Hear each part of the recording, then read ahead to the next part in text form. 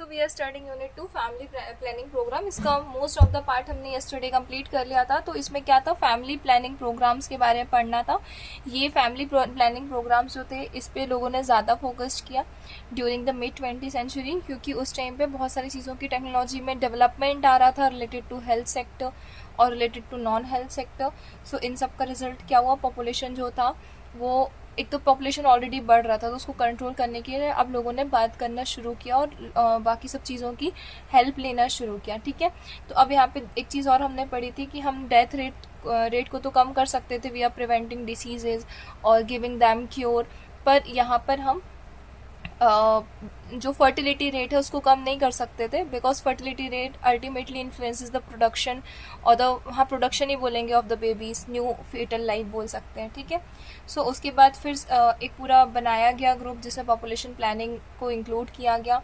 तो हमने contraceptive methods जो थी वो कल पढ़ना स्टार्ट किया था, जिसमें हमने क्या क्या पढ़ा था। हमने स्पेसिंग मेथड्स पढ़ी थी, जिसमें बेरियर मेथड था, फिजिकल मेथड था, ठीक है, केमिकल मेथड था, इंट्रायूटेराइन डिवाइसेस पढ़े थे, हार्मोन मेथड्स पढ़े थे, ठीक है, नहीं हार्मोन्स मेथड, हाँ हार्मोन्स मेथड भी बता देते मैंने पिल्स के बारे में, then post conceptional methods and miscellaneous method. ठीक है, सो ये सारी चीज़ें हम कंटिन्यू कर रहे थे।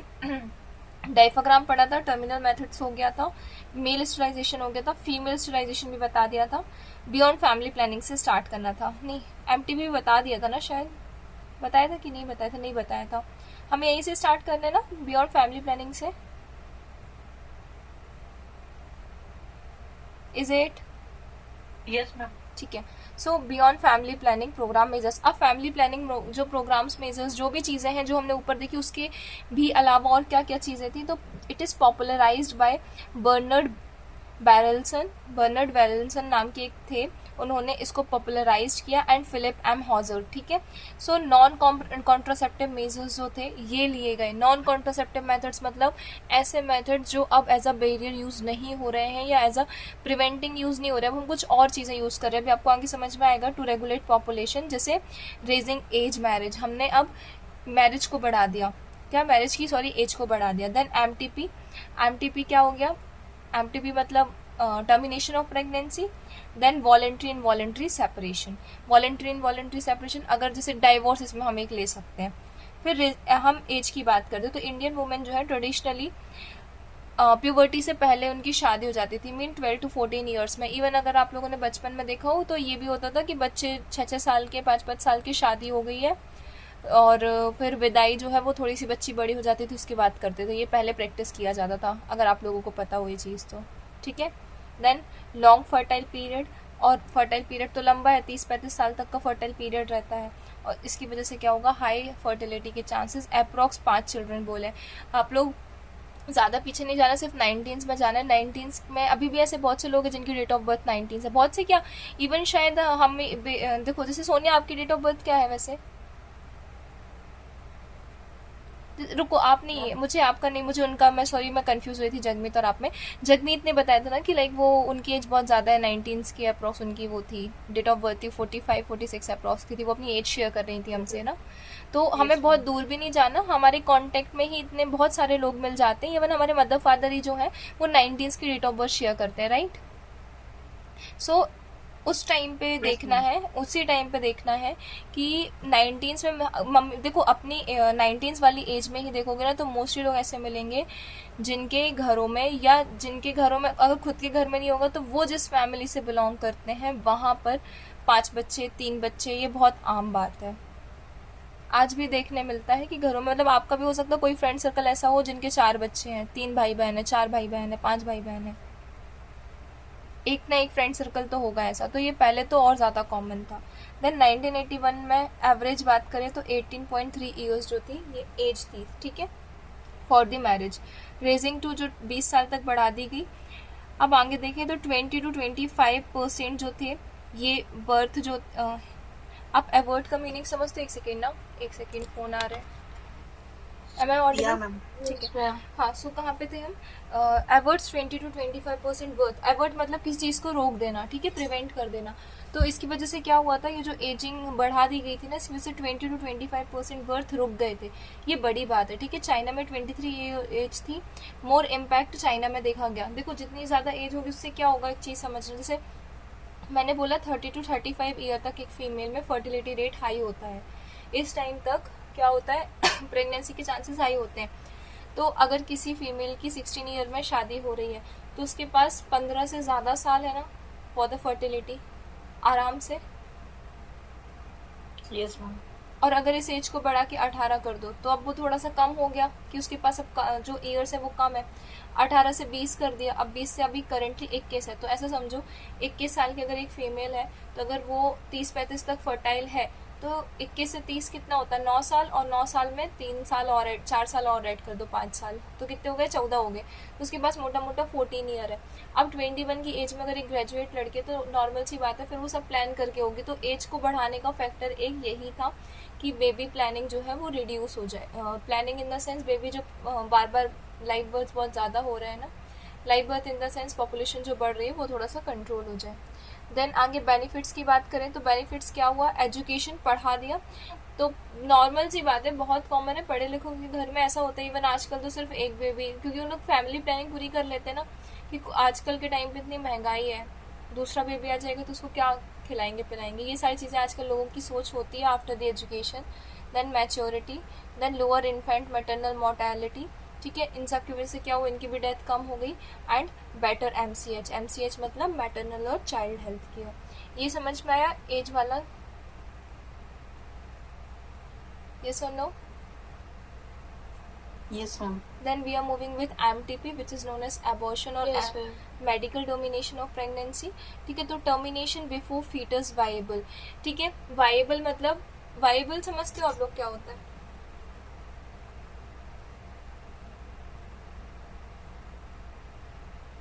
हाँ या ना? No, ma'am. देखो कैसे बताऊँ मैं viable का मतलब।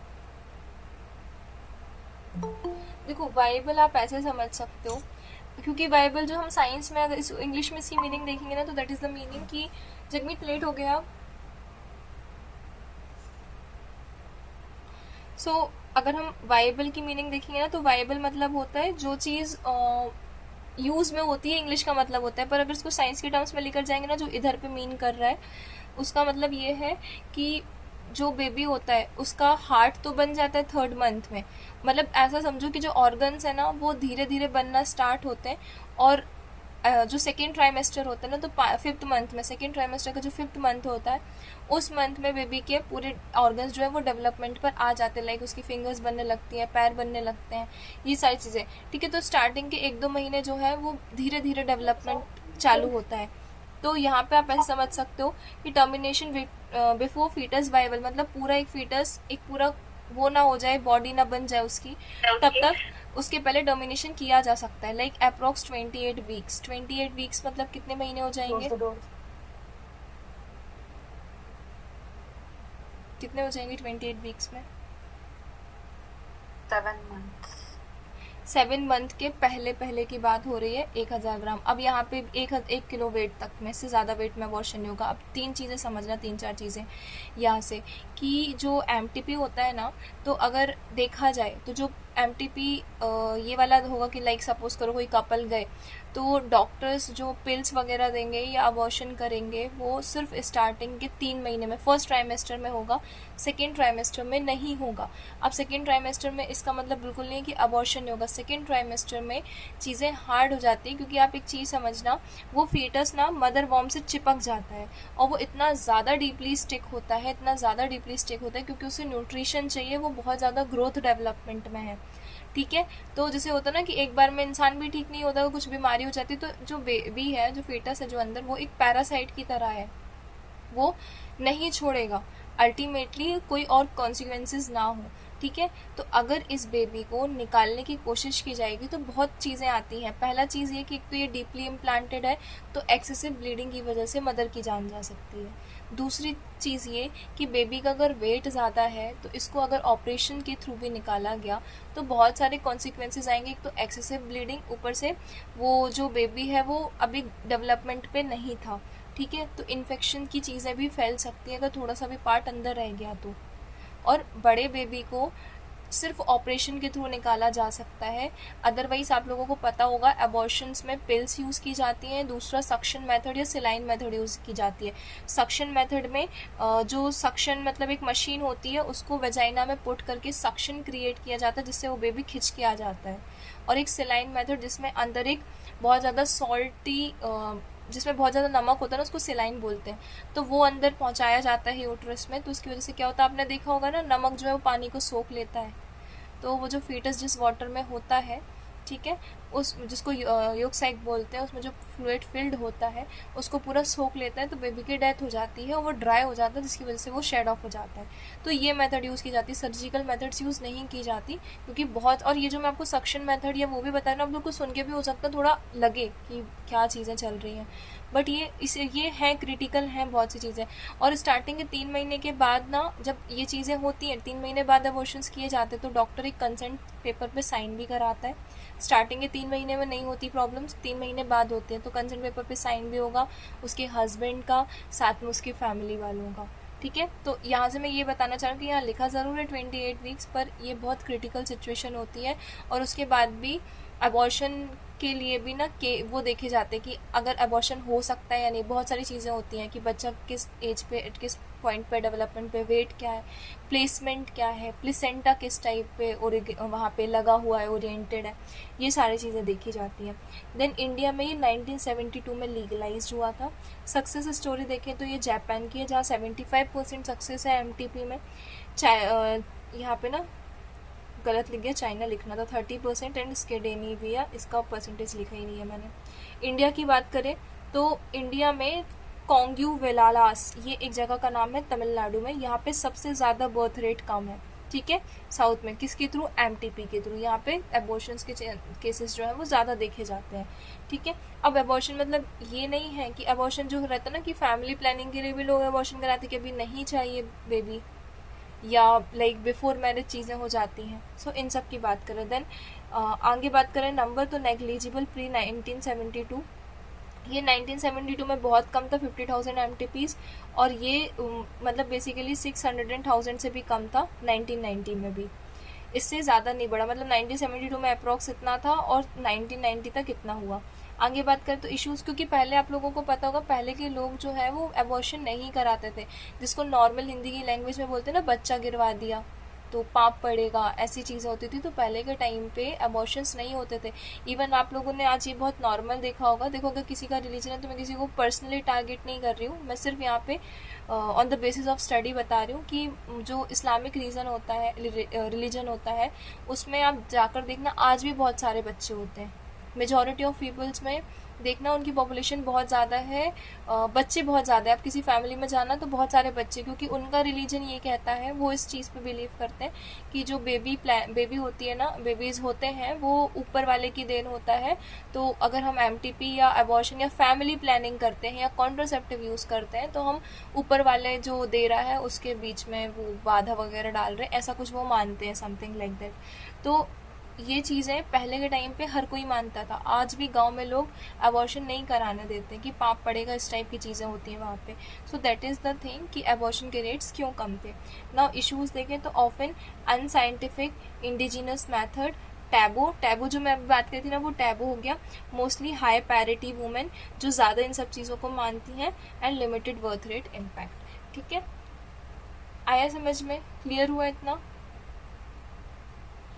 मैम इसका एक टर्म भी था, ये टर्मिनेट करवाते हैं जो प्रेगनेंसी, इसका एक डीएनसी टर्म था, वो मीन्स वो क्या होता है वो मुझे समझना है। किसकी बात कर रहे हो? मैम जैसे कुछ टैबलेट वगैरह वेजाइनल में उसको पुट किया जाता है, फिर उसके थ्रू अबॉर्ट हो जाता है बच्चा, मीन्स आप पूरा डी ब्लड एंड, लॉस। अच्छा आप डी एंड सी बोल रहे हो, मैं डी एन सी सुन रही हूँ, है ना? Yes ma'am. हाँ नहीं, मैंने आपने एनी बोला था क्या? डीएनसी। डी एंड सी होता है, डायलेशन एंड अच्छा। क्यूरेटेज, एंड होता है ओके। वो छोटा। ओके मैम, मेरी मेरी जो एल्डर सिस्टर थी ना, उसने जब कंसीव किया था तो उसके मीन्स उसके बच्चे का हार्ट बीट ही नहीं था, तो उसको ये कराना पड़ा डीएनसी। तो हाँ उसको यही मेथड के थ्रू उसका अबॉर्ट किया था बेबी, तो उसको बहुत ब्लड लॉस हुआ था। उसके बाद वो एकदम येलो पड़ गई थी दीदी, बहुत टाइम के बाद उन्होंने पोजीशन कहाँ है, ठीक है। अगर प्लेसेंटा गलत पोजीशन पे ओरिएंटेड होगा तो फिर डॉक्टर सर्जिकल मेथड यूज करते हैं। आप लोगों ने डॉक्टर जी देखी है मूवी? अगर देखी हो तो, नहीं देखी चलो इट्स ओके, अगर नहीं देखी तो उसमें होता क्या है ना, जो एक बच्ची होती है 18 साल की, वो कंसीव कर लेती है तो डॉक्टर के पास आती है। पर जब उसका सोनो, हर डॉक्टर आपको ना जब भी किसी गायनक के पास जाओगे बिकॉज ऑफ द मतलब फॉर द एमटीपी, तो क्या होगा, वो सबसे पहले सोनोग्राफी कराएगा। और नॉर्मल कंडीशन में भी जाओगे तो फीमेल्स में सोनोग्राफी होती है, तो वहाँ पे प्लेसेंटा की पोजीशन देखी जाती है, ठीक है, कि प्लेसेंटा कहाँ ओरिएंटेड है। अगर प्लेसेंटा किसी ऐसी साइड पर ओरिएंटेड है जहाँ पे हैवी ब्लड सप्लाई है, तो नॉर्मल सी बात है उसका डी अटैचमेंट बहुत ज़्यादा ब्लड लॉस कॉज करेगा, ठीक है। और एक्सेसिव ब्लीडिंग की वजह से फीमेल की डेथ भी हो सकती है, डायरेक्टली शॉक में भी जा सकता है बंदा, कुछ भी हो सकता है ना। तो यहाँ पे क्या होता है, ये 3 महीने तक बेबी का जो स्ट्रक्चर होता है वो नहीं हो, इवन जो आप हार्ट बीट की बात कर रहे हो तो सिर्फ हार्ट ही बन पाता है, और हार्ट भी बहुत छोटे उसमें रहता है लेवल में, उसकी प्रोग्रेस जाके आगे बढ़ती है, ठीक है। तो होता क्या है कि 3 महीने बाद जो है स्ट्रक्चर्स बन जाते हैं, तो अगर दवाइयों के थ्रू किया जा रहा है तो दवाइयों के थ्रू क्या होगा, बहुत ज़्यादा ऐसा समझो दवाइयाँ क्या करती हैं, ये जो मैंने आपको कल एंडोमेट्रियम लाइनिंग बताई थी ना, इसको तोड़ देती है, इसको शेड ऑफ कर देती है, तो इससे क्या होता है, बेबी नीचे आ जाएगा, ठीक है, जो भी उसमें इम्प्लांट होगा। पर ये चीज़ हम 3 महीने के बाद नहीं कर सकते क्योंकि बेबी हैवी हो चुका है, बढ़ चुका है। तो उस टाइम पे क्या किया जाता है, कोई ऐसे जैसे आप एक केस बता रहे हो, ऐसा केस हो गया, ठीक है, या ऐसा केस हो गया कि कोई उसको डिसऑर्डर हो गया है या कुछ भी फैमिली इश्यूज आ गए हैं, तो उस टाइम पे डीएनसी, जैसे डायलेशन एंड क्यूरिगेट बोलते हैं, ये एक माइनर सर्जिकल प्रोसीजर होता है, ठीक है, जिसमें एनेस्थीसिया शॉर्ट देते हैं, छोटा सा एनेस्थीसिया देते हैं। और यहाँ पे सर्विक्स जो होता है ना, जो मैंने आपको कल सर्विक्स बताया था, वेजाइना, वेजाइना के ऊपर सर्विक्स और सर्विक्स के ऊपर यूट्रस, तो जो सर्विक्स है इसको डायलेट कर देते हैं, क्योंकि मैंने आपको कल बताया था ना सर्विक्स में बहुत ज़्यादा मस्कुलर मसल्स होती हैं, मस्कुलर होता है बहुत ज़्यादा, तो उसे डायलेट कर देते हैं कि वहाँ से गैप बन जाए, ठीक है। एंड यूटेराइन जो वॉल होती है ना, जो मैं आपको बता रही हूँ, इसको क्या करते हैं, यूटेराइन वॉल को जेंटली क्लियर किया जाता है, जो मैं आपको सक्शन मेथड बताई थी ना कि खींच लेते हैं। 3 इडियट्स में सक्शन मेथड के थ्रू बेबी को बाहर निकाला था, अगर आप लोगों ने 3 इडियट देखी हो तो, लास्ट में मैम पार्चुरेशन के टाइम पे। वो क्या ये नहीं, वो प्रोसीजर क्या था, वो ऐसे ही एज अ मूवी दिखाया था कि वो रियल में भी हो सकता है क्या वैसा? वो रियल में लोग, वो जो डॉक्टर्स होते हैं, जैसे बेबी फंस गया या बेबी बाहर नहीं आ रहा, बीच रास्ते में फंस गया है, तो वो यूज करते हैं उसको निकालने के लिए। मैम वो तो बहुत हार्ड है बेबी का, तो सर इतना सॉफ्ट रहता है, एक्स्ट्रा सॉफ्ट, कैसे अगर उसमें नहीं, सक्शन में ही फंस गया ऐसा उसका नहीं means होता, ऐसा कुछ भी नहीं। हो सकता है। नहीं, फिर तो आपको वो पता है, जैसे लाइक किसी को हार्ट अटैक आ गया तो उसको हम करेंट देते हैं, है ना, सो फिर तो करेंट से भी इंसान मर जाता है, पर वहाँ तो जिंदा हो रहा है ना, तो उस पर्टिकुलर फ्रीक्वेंसी में दिया जाता है ना, कि कितनी फ्रीक्वेंसी में आ सकता है, सक्शन में बेबी को प्रॉब्लम तो नहीं जाएगी, तो ये सब हाँ, वो देख के डॉक्टर दिया के जाता है। सुपरविजन में हाँ, वो होता पूरा है सब ना। वो तो डॉक्टर ही करते हैं ना, उसके बिना सुपरविजन के तो होगा नहीं, तो ये चीज़ें की जाती है वहाँ पे, ठीक है। चलो आगे बढ़े। Yes ma'am. Then we are moving with the determinants of family planning programme. अब क्या क्या डिटर्मिनेंट्स होंगे फैमिली प्लानिंग प्रोग्राम के, तो वो हम देखते हैं। सो सक्सेस जो है इन डेवलपिंग कंट्री, ये किस पे डिपेंड करती है, बहुत सारे फैक्टर्स पे, जैसे सोशल मतलब सामाजिक तौर पे बात करें तो वो कितना बैकवर्डनेस है या नहीं है। देन कल्चरल बैरियर्स, क्योंकि किसी भी कंट्री में किसी भी जगह पर जाओ, हर जगह पे कोई पर्टिकुलर कल्चर फॉलो हो रहा है। कुछ कल्चर्स ऐसे हैं जो प्रमोट करते हैं, कुछ कल्चर्स ऐसे हैं जो बेरियर्स बन जाते हैं किसी चीज़ों में, ठीक है। ये मेजर हर्डलर्स हैं, मेजर बोल सकते हैं, और रजिस्टर्स हैं जो चीज़ों को प्रिवेंट करते हैं। आगे मैनेजमेंट की बात करें तो मैनेजमेंट कैसे करेंगे, कुछ एजेंट्स का यूज़ करके, ठीक है, जैसे अभी अपन ऊपर कॉन्ट्रोसेप्टिव्स यूज़ किए थे, देन ट्रेनिंग, देन मोटिवेशन और उनकी इफिशियंसी। रिसोर्सेज क्या क्या लगेंगे, कॉन्ट्रोसेप्टिव्स और medicine and transport and vehicles. अब हम अगर ट्रांसपोर्ट और व्हीकल्स को लेते हैं तो सबसे पहले आउटरीच, मान लो लोगों के रीच से ही बाहर है, जैसे गवर्नमेंट हो गई या एनजीओज हो गए, नॉन गवर्नमेंटल ऑर्गेनाइजेशन, यहाँ तक लोग पहुँच ही नहीं पा रहे। देन स्ट्रेटेजीज मतलब सही से फॉलो हो रही है नहीं है, इंसेंटिव्स और डिसइंसेंटिव्स और आईईसी। ठीक है, कभी सुना है आईईसी इसके पहले? इंफॉर्मेशन एजुकेशन कम्युनिकेशन, वही आईएसी है, आईईसी।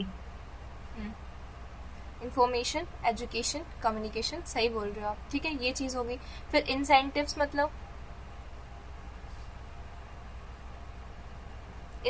मतलब पैसा मिलना। इंसेंटिव्स मतलब उनका जो सोशियो इकोनॉमिक पे जाएंगे ना, तो फिर वो इंसेंटिव्स उसमें कैलकुलेट होंगी का उनका इकोनॉमिक चीज कैसे सही है या नहीं है। ठीक है, देन फीमेल एजुकेशन, आप लोगों ने सुना होगा बीच में ये चला था गांव में कि अगर आप पीएचसी में डिलीवरी करवाते हो तो आपको पैसे मिलेंगे। गांव में चला था ये, क्योंकि फीमेल जो है ना वो घर पे डिलीवरीज करवाती थी, पीएचसी नहीं जाती थी डिलीवरी कराने। और इस टाइम और अगर घर पे कराते थे तो इससे बहुत सारे कॉन्सिक्वेंसेस देखे जाते थे, तो इसीलिए ये इंसेंटिव्स वगैरह गवर्नमेंट ने चलाए थे। तो इंसेंटिव्स पैसों से मिलता है। हाँ मिलता है, अभी भी शायद मिलता है, सही बोल रहे हो, मिलता है शायद। तो ये इंसेंटिव्स चलाए गए थे। अब इंसेंटिव्स मतलब सिर्फ पैसों से रिलेटेड नहीं होगा, ये भी होगा कि उन्हें एडवांटेज मिल रहा है या नहीं। ठीक है, then health and nutrition programmes, then community involvement and social support and many micro level factors. ठीक है, ये सारी चीजें आ गई मैनेजमेंट पे। Then we are moving with the effect of family planning. अब क्या फैमिली प्लानिंग का इफेक्ट पड़ता है हेल्थ एंड न्यूट्रिशन पे, ये पढ़ेंगे। So it address high maternal and infant mortality rate.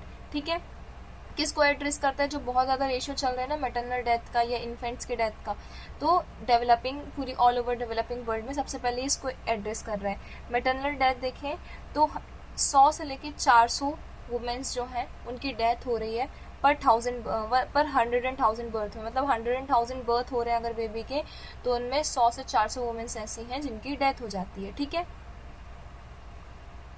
ठीक है, इसका 10% अप्रॉक्स यूएस एंड यूके में है। तो प्रेगनेंसी देखें, प्रेगनेंसी की कॉम्प्लिकेशंस क्या है, to 10 to 30% of reproductive age female in death in developing regions. मतलब कितनी फीमेल्स जो है 10 to 30% फीमेल्स जो है एक डेवलपिंग रीजन में, वो क्या है, उनके साथ ये चीज़ें देखी जा सकती हैं। मतलब ऐसे मान लो अगर एक जगह पे 100 वुमेन हैं तो 10 से 30 वुमेन ऐसी हैं जिनका हो सकता है डिलीवरी के टाइम पे डेथ हो जाए या बहुत मेजर कॉन्सिक्वेंसेस देखे जाएं।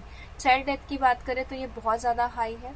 ठीक है, लाइक अगर 1000 बच्चे पैदा हो रहे हैं तो उसमें से सिर्फ 200 जिंदा हैं। सॉरी, मैंने उल्टा बोल दिया, 1000 बच्चे पैदा हो रहे हैं तो 200 लोग मर गए हैं। हाँ, 200 डेथ है, सॉरी। ठीक है, ये कितनी की बात हो रही है, सिर्फ 1 साल के अंदर की, अंडर 5। ये क्या पता नहीं क्या हो गया, अभी हुआ क्या था ना, मैंने ये नोट्स लिख के दिए तो मैंने बताया इसमें जो टाइपिंग वाली है मेरी फ्रेंड, उसने टाइप करके दिया था, तो पता नहीं क्या टाइप कर दिया है। Then 14% of population but up to 80% death, या कुछ उसने गलत टाइप कर दिया है। देखती हूँ मैं ये वाले नोट्स फिर से मैं ही टाइप करके ले आऊंगी। जो इसके बाद मैंने पीडीएफ भेजा ना उसमें ये गड़बड़ नहीं है, इसमें बहुत ज़्यादा गड़बड़ है। मैम जो ये प्रेगनेंसी होता है और ये सोनोग्राफी वगैरह रहता है, तो इसमें हम लोग जैसे बच्चों को ऑटिज्म होता है तो वो देखो जब भी ना, ओके ठीक है, चलो नेक्स्ट स्टार्ट करते हैं। Before age 18, after age 35, after 4 births. ये क्या है, ये एबॉर्शन के कुछ चीज़ें बताई गई हैं। ठीक है, लाइक हाई रिस्क प्रेगनेंसी कब है, हाई रिस्क एबॉर्शन बोल रही हूँ मैं, सॉरी, हाई रिस्क प्रेगनेंसी कब है, तो वो है बिफोर 18 के पहले अगर कोई प्रेग्नेंट है, 35 के बाद कोई प्रेग्नेंट है, या 4 बर्थ के बाद कोई प्रेग्नेंट है। ठीक है, यहाँ पे एक टर्म लिखी है अवॉइड विया एफपी। एफपी मतलब क्या है,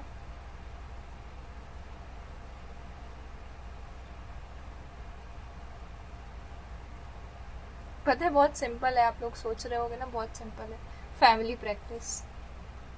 ठीक है, चलो ये हो गया हमारा। देन पोटेंशियल सेविंग्स देखें तो पोटेंशियल सेविंग्स मतलब यहाँ पे annually safer patterns followed. Savings की क्या बात करें, like 5.6 million infant death approx and 200,000 maternal death, ये एनुअली हो जाती हैं। पर अगर इनको प्रिवेंट किया जाए तो इनसे सेविंग्स भी हो सकती हैं। ये पैसों वाली सेविंग्स नहीं, ये लाइफ वाली सेविंग्स की बात हो रही है, ठीक है। मुझे नहीं पता ये लड़की ने लिखा क्या, थोड़ा सा गड़बड़ हो गया, बहुत ज़्यादा ही गड़बड़ हो गया है। देन मेथड्स सुटेबिलिटी की बात करते हैं कि मेथड्स क्या क्या सुटेबल यूज़ कर सकते हैं। तो स्पेसिंग मेथड्स, जिसमें पिल्स, कॉन्डम्स, स्पर्मिसाइड्स, ये सारी चीज़ें यूज़ कर सकते हैं। For young spacing then sterilization देखें तो स्टेलाइजेशन यूज़ कर सकते हैं जब फैमिली कंप्लीट हो गई हो। एडिशनल बेनिफिट्स क्या है, कॉन्डम या जो स्पर्मिसाइड्स हैं ये एसटीडीज भी प्रिवेंट करते हैं। एक बहुत कॉमन आपने एसटीडी सुनी होगी HIV, है ना। Then pills reduce various health issues, और पिल्स जो है बहुत सी हेल्थ इश्यूज को भी क्या करती है, रिड्यूस करती है। मैटरनल एंड चाइल्ड हेल्थ की बात करें, सो हाई रिस्क प्रेगनेंसी, ठीक है। अगर हाई रिस्क प्रेगनेंसी होगी तो कॉम्प्लिकेशंस आएंगे, जैसे हैमरेज मतलब पता है आप लोगों को क्या होता है? वो ब्रेन डेड हो जाता है, ब्लीडिंग रहती है ऐसा। ब्रेन का बस नहीं रहता, हैमरेज कहीं भी हो सकता है। हैमरेज मतलब होता है अंदर ब्लीडिंग हो जाना। हमारे पूरे ब्लड, हमारा जो पूरा ब्लड है ना, वो ऐसा बॉडी में नहीं फ्लोट करता, वो वेजल्स में फ्लोट कर रहा होता है, ठीक है। तो होता क्या है, अगर ये वेजल कहीं से रप्चर हो गई है तो वो कैविटी में ब्लड फिल होने लगता है और ब्लड जो है वो क्लॉट हो जाता है। अगर बाहर ही निकलता है तो देखते हैं ना, धब्बा पड़ जाता है, क्लॉट बन जाता है, तो ये अंदर हो जाता है। इसको अगर अंदर इंटरनल ब्लीडिंग हो रही है तो उसे हैमरेज बोलते हैं। तो कॉम्प्लिकेशंस हो सकते हैं, जैसे हैमरेज पता चला अंदर जो बेबी है तो वो इम्प्लांट है, कहीं से कुछ चीज़ रप्चर हुई, इंटरनल ब्लीडिंग बहुत ज़्यादा शुरू हो गई, ठीक है। देन हाइपरटेंशन मतलब ज़्यादा टेंशन, हाँ बीपीआई, ठीक है। मुझे लगा अभी कोई बोलेगा ज़्यादा tension. Then low birth weight बहुत ज़्यादा कम है, माल न्यूट्रिशन है, पुअरेस्ट चाइल्ड आउटकम्स, ठीक है। जैसे लाइक जितने भी बच्चे हो रहे हैं तो बहुत बीमार हो गए हैं, ग्रोथ अच्छी नहीं है उनके, एकेडमिक्स, ब्रेन सही नहीं है। देन जो फैमिली प्लानिंग है ये पार्ट है किसका, प्राइमरी हेल्थ केयर का, closer to health for all by 200,000, ठीक है। अब मुझे ये नहीं समझ में आ रहा कि ये लड़की ने भी ये क्यों लिख दिया है। यहाँ पता है मैंने इसको सेंटेंस मैंने बुक में ना ऐसे मार्क करके दिया था, ये इतना इतना टाइप करना है, फिर इतना इतना टाइप करना है। कोई नहीं, मैं देखती हूँ। ये मैं एक काम करूँगी, आप लोगों को ना इसके माइंड मैप दे दूँगी, ठीक है। संडे सैटरडे, अभी कल छुट्टी है ना, कल बनाती हूँ या संडे तक देती हूँ उसका। मैम मैं ये सोच रही थी कि अगर आप चैप्टर वाइज हमें कुछ क्वेश्चंस दे देना तो हम मतलब उसको अर्ली लर्न करना लगेंगे, तो मैं दो एक बार पढ़ लेंगे। लेकिन इसमें से कुछ चीजें सिर्फ आपने बताने के लिए बताई हैं,